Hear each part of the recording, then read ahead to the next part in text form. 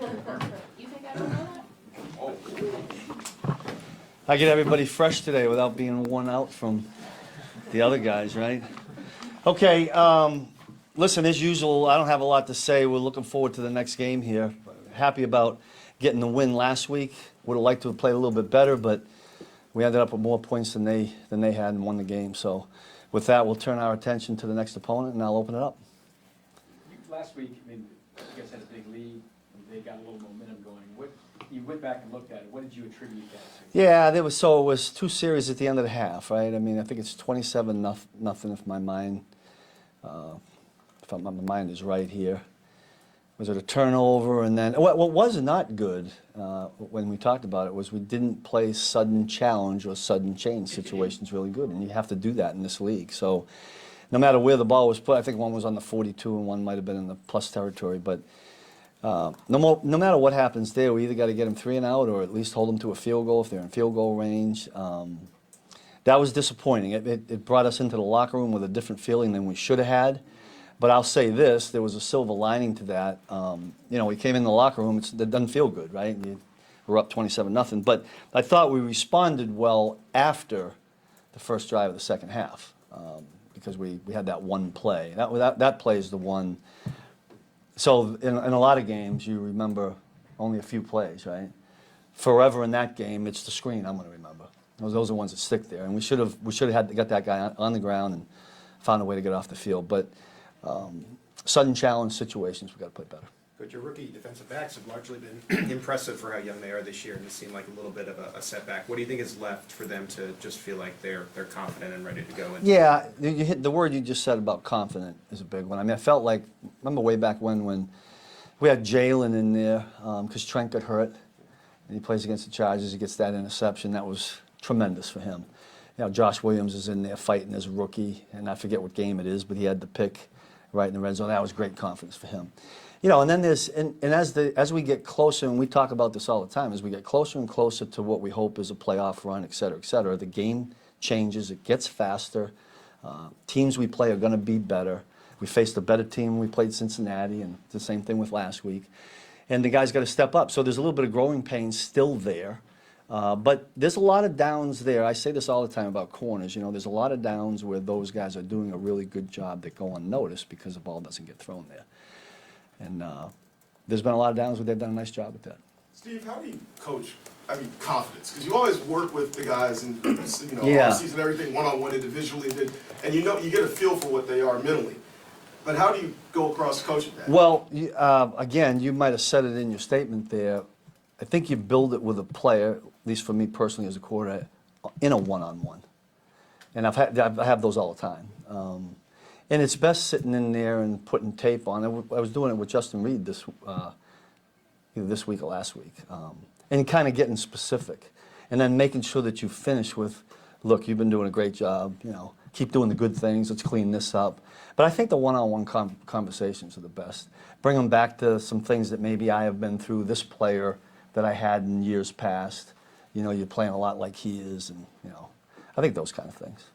It remains to be seen whether Houston will do the same thing with their quarterbacks Yeah. as they did last week. But have you gone up against a rotation like that, and how do you prepare for that? I'm not sure we've gone in knowing it was going to be a rotation. We get it in certain games where a quarterback gets hurt, and you have to be ready for the backup. But, well, listen, we got to prepare for both of them. And, we have a number 6 jersey out there in practice and a number 10 jersey, and the players have to be aware of who's taking the snap because it looks like the football is a little bit different. Now, that could change. They could expand the package with 6 and do some different things with 10. But it's 2 quarterbacks that I think, one of them's a really good athlete, and let's not be fooled, he can still throw it. He didn't throw it a lot last week, but that doesn't mean he's not going to line up and throw the ball this week. So we got to be on target with what we do. Sometimes when you have that, it's more about what you're doing and not as much about how they're changing. But we do have to be conscious about which guy is taking the snap. It seems like the tackling the last couple of weeks has not maybe been as good as it was earlier. Yeah. Anything you can put your finger on? No, but I tell you, I think what happens on that is when you get a play like that screen, then we all remember the little if we knock them out and we ended up giving up 3 points, nobody would be saying anything about tackles. But in this time of the year, it always needs to get better. Like, you don't want your worst tackling games to be at the end of the year. You want those to be at the beginning of the year. There's not a lot you can do during the week. I tell you what we do, even in yesterday's practice where, we don't have helmets on, and I go back and show it to them the next day. I expect those guys, even without helmets, to, when they approach the ball carrier, to get in a position like in their mind they were tackling. I think that's the best you can do. The other things that come up that I think you can still work on during practice is leverage the ball the proper way. If you got if we're in white, right, we're the team in white, and I got 2 white jerseys in there in my periph, and I got the ball carrier, make sure I finish on that side. Little things like that, but hopefully that'll get better. Steve, you talked about the second quarter. What did you see from your zone coverages? About what? The second quarter, Yeah. late, when you struggled, the zone coverage is there and your guys. I don't remember what we were calling, to be quite honest with you. A couple throws went to the flat and got 10+ yards, so I just kind of. Yeah, one in specifically that you're talking about, we had it matched and we came off of it. Should not have come off of it. It would have made it a little bit easier now. Might not have been able to throw it there. There's little things like that. And we've had a couple of check downs. Now, you go back 2 weeks ago on the check downs, a little bit of that was because of what was going downfield, all those threats. So, there was a conscious effort to say we're not going to give up the explosive pass plays, and sometimes that happens. And, maybe we needed to play a little bit differently. But the one specific one that you're talking about, now that I remember, is we kind of came off the coverage a little bit. We should have stayed on. Coach, you've done a great. Go ahead, Nate. First game for Brendan Williams, just Yeah, I'll tell you. your evaluation, although I know it's just one game. Yeah, really impressed with, it's kind of like Baker Mayfield, right? I mean, Brandon was only here 3 days or whatever, and he did an admirable job. What he still can do as a D lineman is knock somebody back. He really helped us on the goal line.